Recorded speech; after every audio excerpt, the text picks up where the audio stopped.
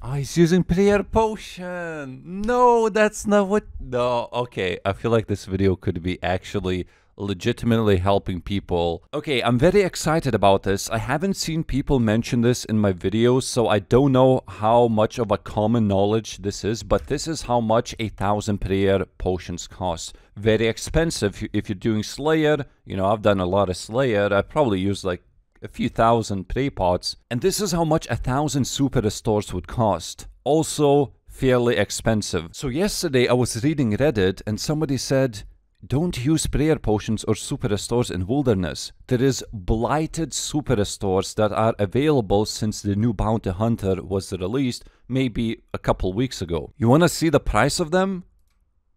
5,000 each. I bought 1,000 super restores, blighted super restores. They are completely identical to super restores, but only work in wilderness. So when they were released, I thought, oh, that's pretty cool for PKers, and somehow I didn't think that this thing works in wilderness just as a whole. You can PVM with this thing. You can do Wildy Slayer at the cost of 5,000. Look, I bought 1,000 potions for 5 mil only. That's like getting 1 dragon pickaxe from Venenatis, and it pays for 1,000 potions. Okay, the medium price, by the way, it's like 8,000, but this is incorrect price. If I try to buy one, instantly sells 3.9. Oh my god. What? How much can it crash? I mean, I don't even feel bad for losing money on these blighted super restores, but how cheap can prayer restoration in wilderness be? This is the moment would you go to Wildy and do Wilderness Slayer? Dude, it's like I want to buy another 1,000. Do you think it's worth it? Or would it crash? Unless they change something. They could technically change it. They see they can... Who knows? Maybe it's going to be like 2,000 each. And if it comes down to 2,000 each, I feel like Jagex will increase the points, like how much they cost. Because I really don't know how the new Bounty Hunter system works. But you get these points from killing people. And it seems that the best thing to spend them on are the super restores, the blighted super restores. I don't know, do I buy? I could buy instantly, most likely. Wait, let's buy like maybe, I know I will not need this many. So was that the price? I forgot. Okay, so insta sold. Is that even cheaper, or I couldn't tell? Wait, how much was this one then? Okay, so it's the same price as that one that I bought. No, wait, I bought for 3,650. What? How quickly does this thing even crash? They could maybe... Did they fix it or something? So they also added a bunch of other stuff like Blighted Ancient Ice Sack. So I assume that all it takes is like if you buy one, I will not be able to use it now, but you can buy it and you can just cast an Ice Barrage without any runes in its stack. So if you take 100 of them, you have 100 casts of Ice Barrage. And then there is like Teleport Sack. Vengeance apparently is cheaper to use like this instead of runes. So right now, nobody should be picking runes to Wilderness if you're casting Vengeance, since I feel like most people know these who are PKing, but as somebody who's not PKing, this is completely new and interesting for me, because I haven't checked out the reward shop, like I said, because I don't PK, I don't care. I know I will not get any points anyway. You see, now it's not selling. I bought 300 for this price, but now it's not selling. Okay, so while I'm waiting for the rest of the super restores to sell, I wanna try to cast this Vengeance first of all. I cannot cast it now since I'm not in Wilderness, but once I pass this, I assume I should be able to... Yes. Nice. Now I have 0 prayer. I'm gonna drink the regular one, and it will restore... Actually, Runelight shows already how much it would restore. Not for this one, though. So 28 from regular one. I'm gonna drain my prayer because I cannot do maths. Okay, the moment of truth. Please be the same. Yes. It is 28. Look, I can just drink it like this. I mean, they don't look too appealing because they look kind of like darkish, but they're the same. Oh my god, this is going to make Wilderness Slayer so much easier. When I get all 99s, my Slayer would also go up so high. Also, this is how my Wilderness Slayer tab looks like at the moment. I need to clean it up a little bit. Like, why is there an iron arrow? And we don't need these prayer potions in here. Wait, I don't think I showed all the items. So these are the blighted items that they have added. There's manta rays, which are actually not selling. If I try to go for anglerfish, it's very similar price, actually more expensive. But at least previously, yeah, it's still not selling. And then the Econom ones are also 841, which I think it's more expensive than regular ones. Yeah, 6, 7.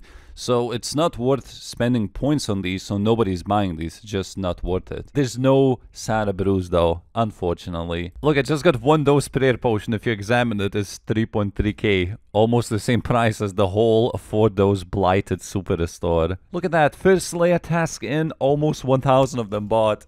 I think that's going to be enough after I purchase this. This is going to last me for a very, very long time. Now I'm using Piety, which I was not using before. How's the morning? I don't like this guy. So for the very first time, I just got a zombie task. This should be one of the best tasks that you can complete because you can teleport straight into the location and look how many of them are around. You can just place it. Isn't this the fastest way to get the zombie champion scroll too? Now, even though I spent so much time in wilderness, I think I only have one kill count of Scorpia, and I just got 92 scorpions to kill, and I think this is the perfect opportunity to try it out because we have something very, very convenient.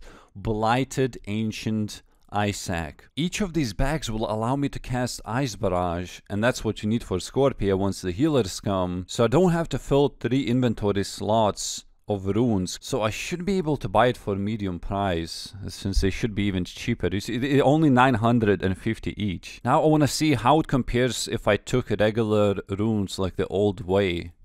Look at this. It could potentially be 2 times cheaper to bring these. Man, I love these blighted items. It does feel, this is like the most easy scape that it feels like so far, especially because of super restores. But I like it. I mean, it's convenient. Let's go. Let's try Scorpia. Why the Dutch people go away from me? Come on, come on, come on. Please, please, please, please. Yes. To finish my first trip, and I only managed to do 11 kills. I had to get used to it. Okay, I'm not gonna do any more because I just ran out of ice barrages, but I did 57 kills in 2 trips. Damn, this boss is pretty nice. So like I said in my previous video, I wanted to get my stats up a little bit, my total level up. So maybe eventually I can join the higher total level, not necessarily in wilderness since it works everywhere. And I wanted to try something different for cooking because previously I was using wines to get to level 70 and it's fast experience, but there is something faster than that, not counting the 1-tick Haram ones, because that is way too much clicking. I thought, what about the bake pie spell? Apparently it's higher experience than wines, so I swapped to lunars and I wanted to see what the hell it's all about. I thought the way it works is that it cooks the whole inventory and that's how the fast experience comes in. But it turns out that you just bake pies. I think it's 1 game tick faster than you would bake anything or like cook sharks. It's slightly faster it seems, and you just click on the spell and it will slowly cook the whole inventory. And the limit of Admiral Pies was 13,000, so I decided whatever level I'm going to get, I'm just gonna buy the limit, and it was quite costly. But also it was very not easy to distinguish which pies were baked and which were not. And I used this RuneLite plugin called Inventory Tags, where you can tag any item and set a color to it. So cooked pies I marked green and uncooked are red, and it's very, very easy to see everything since then. Now this is gonna be my last inventory and I will be getting,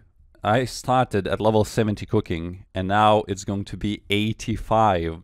Technically, should have taken me only 7 hours to get, judging by XP rates, but I think it took me closer to 10 hours. But not only do you get cooking experience, you also get magic XP, which I almost got 1 full level, which is nice that I don't have 99 magic. It was around 110k magic XP an hour, so if I do use this method until I get to 99 cooking, I will be getting close to 99 magic as well. And that's why I liked it, because I would only burst. I would not alch or anything like that, or something that makes you money. So yes, it is costly, but overall you're training 2 skills at the same time, and I would say it is definitely worth it, and I will be doing this to 99 cooking, but I'm gonna be stopping this right now. You know, it was a very low level, it was only 70. But now it is time to level up fletching. It's been so long since I used my touchscreen tablet. You need 81 fletching to fletch these rune darts, which I don't have. So hopefully these 20,000 addy darts, which I actually don't think it will. I didn't use any calculators. Nowadays we have mobile, but this tablet is Windows tablet, so I can just launch any application that you would normally launch on a PC. And instead of, the reason why I didn't use mobile is because you could zoom in like by using magnifying glass in Windows, and it was much better because you get large icons and then you can just properly click much easier, you know, no misclicks. Mobile is a little bit too small, but I started at 75 fletching and currently I am 86.